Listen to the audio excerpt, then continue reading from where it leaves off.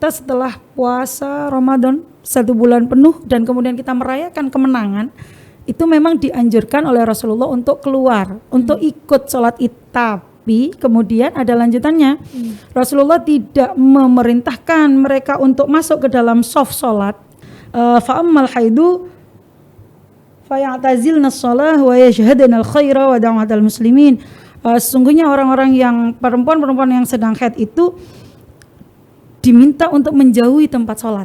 Misalnya sholatnya di dalam masjid, kemudian ada sisanya di lapangan dan seterusnya. Tidak dianjurkan untuk masuk dalam shaf sholat, karena kalau masuk dalam shaf sholat nanti memotong shaf. Tapi orang-orang yang haid ini menjauhkan diri, atau kita duduk di shaf paling belakang. Ibu-ibu nih punya anak yang kecil-kecil masih balita. Takutnya kalau dibawa ke masjid mungkin ngerameni. Mengganggu, menangis. Nah, kayak itu gimana sih sarannya mungkin?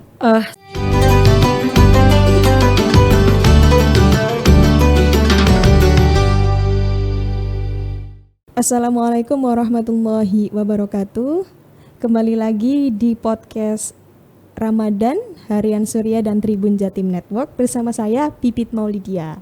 Hari ini kita kedatangan tamu spesial yaitu Ning Ani Zahrotin Ni'mah.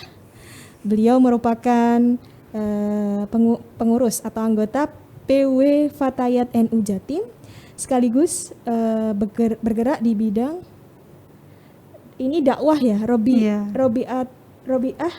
Oh bukan, Robitoh Mahid Islam itu juga salah satu banom dari NU. Oke. Kalau kita ada Fatayat, ada Ansor, juga ada RMI juga di situ. Oke. Nah, beliau juga menjadi anggota RMI juga, terus kemudian mengajar di Mambaul Hikam. Iya, betul. Masya Allah, biasa. Nah, yang satu lagi yang perlu diketahui, beliau merupakan pembimbing dari umroh dan haji ya di Ebat Wisata Indonesia. Alhamdulillah, luar biasa kedatangan tamu Ning Ani ini. Nah, tema kita yang hari ini kita mau bahas adalah sholat id bagi wanita yang sedang haid atau nifas. Nah, biasanya kalau saya sendiri ya, pengalaman saya sendiri ketika haid atau nifas di waktu 1 Syawal tuh rasa kayak aduh kok haid sih gitu. Iya, kan kepingin nih mau dapat pahala sholat id ya dan kemeriahan sholat id. Terus saya tuh punya pikiran gimana kalau ikut aja, nanti di sana cuma duduk. Nah, kira-kira gimana? Oke. Baik. Assalamualaikum warahmatullahi wabarakatuh. Waalaikumsalam. Baru kenalan dengan Mbak Pipit. Ya, Alhamdulillah bisa duduk di sini bersama Mbak Pipit yang luar biasa ini. Sebelum kita membahas tentang bagaimana kedudukan orang perempuan yang haid ketika sholat id, kita bahas dulu apa sih sebetulnya hukumnya sholat id itu. Sholat id ini kalau menurut Imam Hanafi itu fardu ain. Ya, ada kan imam itu ada Imam Hanafi, Hambali, Maliki, Syafi'i gitu ya. Kalau Imam Hanafi hukumnya fardu ain. Kalau Imam Hambali itu hukumnya fardu kifayah. Kalau fardu ain itu kan berarti harus gitu ya, wajib. Kalau Imam Hambali itu fardu kifayah. Kalau fardu kifayah itu jika ada sebagian yang sudah mengerjakan, maka sebagian yang lain gugurlah kewajibannya. Lah, kalau menurut Imam Maliki dan Syafi'i itu hukumnya sunnah muakkadah. Kita ini kan madhabnya Syafi'i ya, kebetulan saya dari Fatayat maka jelas saya Syafi'i. Kalau menurut Syafi'i hukumnya adalah sunnah muakkad, sunnah yang sangat dianjurkan. Itu adalah hukum pelaksanaan sholat id. Nah kemudian tapi posisinya perempuan ini atau wanita ini sedang haid. Kita tahu sendiri bahwa perempuan yang punya atau sedang haid itu kan banyak sekali larangannya.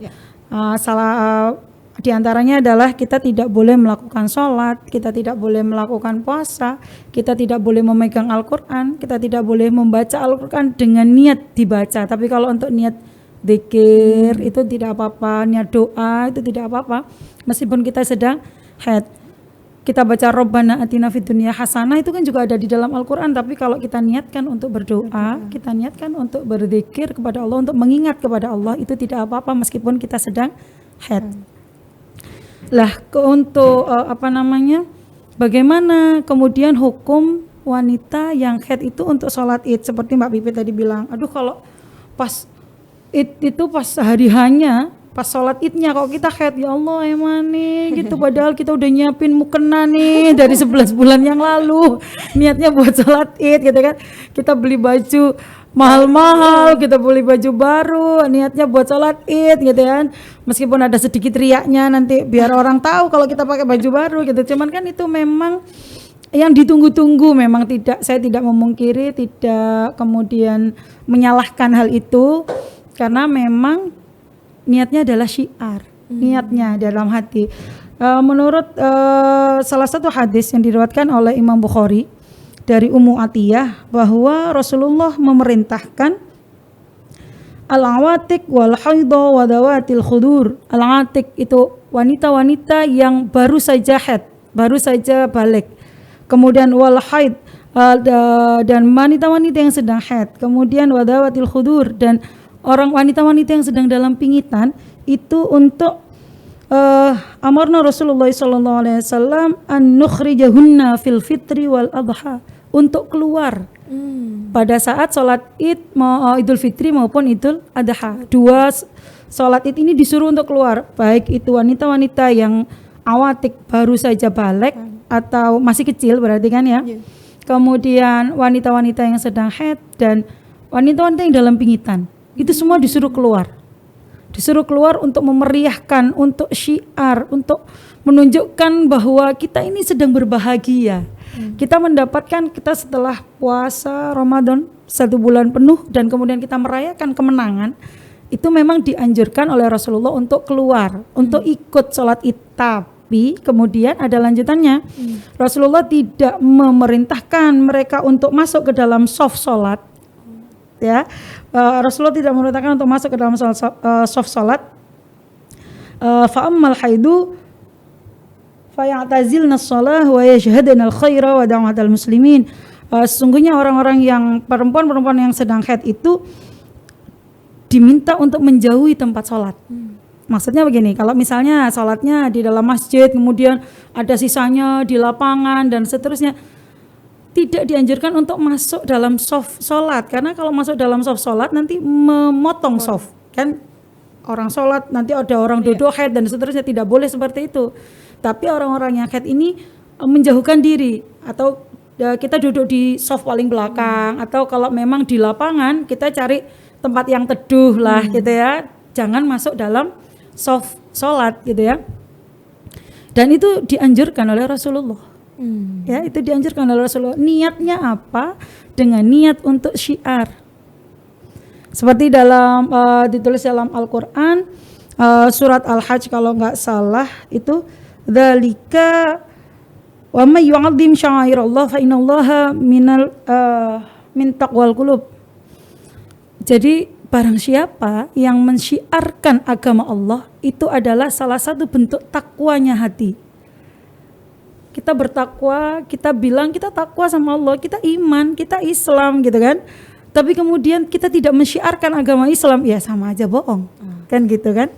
Jadi salah satu bentuk kita untuk syiar itu adalah mendatangi tempat sholat id meskipun kita dalam keadaan haid.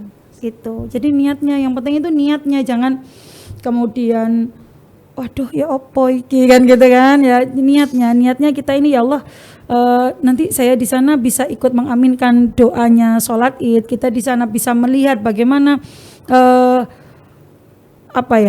kita itu kalau melihat orang sholat, kita kalau melihat orang itu beriman gitu kan, kita kan pastinya nanti ya Allah aku belum kayak gitu loh, kayak gitu kan, kita aduh aku kayaknya masih jauh dari mereka lah. Itu bisa untuk muhasabah juga, untuk syiar sih terutama. Kalau orang haid kemudian ikut sholat id, itu niat yang awal itu adalah mensyiarkan agama Islam gitu. Oke. Luar biasa. Ini mungkin sebagian orang mungkin belum mengerti kalau memang malah justru dianjurkan untuk ikut. Iya betul. Luar biasa. Kalau misalnya nih ibu-ibu yang punya anak tuh misalnya kecil-kecil gitu, ya nggak masalah, ternyata disuruh ikut aja. Mungkin karena dengan catatan Mbak Bibit, kalau sudah punya suami, dengan izin suami. Iya, betul.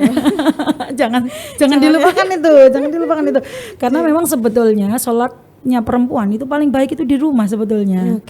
Ya kalau kita ke masjid itu ya harus dengan izin suami. Meskipun lu ngaku itu kate sholat nang masjid, masa enggak boleh? Tapi ketika kita ini sudah jadi istri, kita punya suami ya harus dengan izin suami.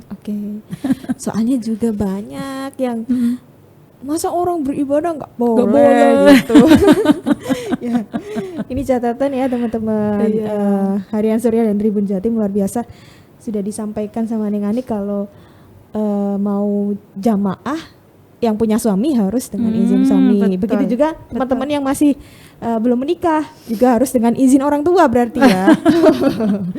Ya, dengan izin suami. Kita ini keluar dari rumah satu langkah saja itu harus dengan izin suami. Siap, catatan penting ya. Catatan penting. Sekalipun tujuannya memang baikan. Iya, betul.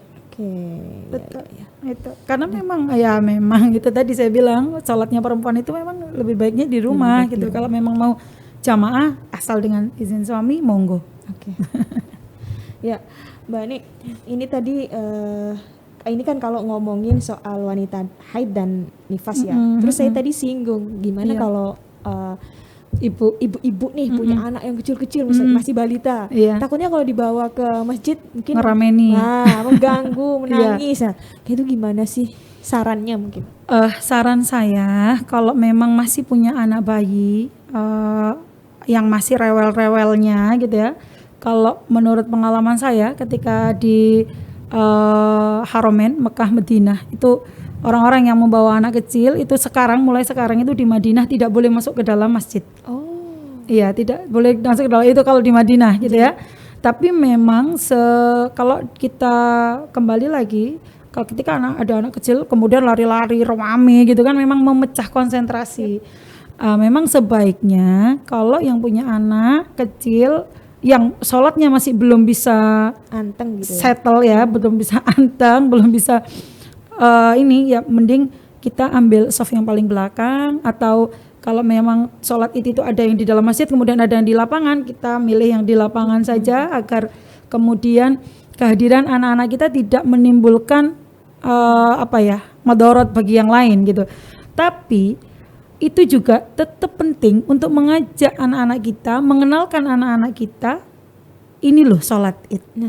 Ini loh kalau sholat id itu berbeda dengan sholat-sholat yang lain. Kalau sholat yang lain takbiratul ihramnya cuma sekali. Kalau di sholat id kita takbir 7 kali kayak gitu. Nah anak-anak itu kalau tidak dari kecil kita kenalkan, maka mereka tidak akan kenal. Itu tadi niatnya untuk syiar, untuk mengenalkan, untuk membuat kemudian anak-anak itu mencintai bahwa ini loh ya kan kita ini beli baju baru, beli mukena baru, ini loh untuk merayakan kemenangan kita ini. Kita ini sudah puasa, sekarang kita dikasih kesempatan nih oleh Allah untuk merayakan kemenangan itu. Kalau anak kecil tidak di mindsetnya tidak dibentuk seperti itu, maka bagi mereka baju baru ya udah baju baru aja gitu loh.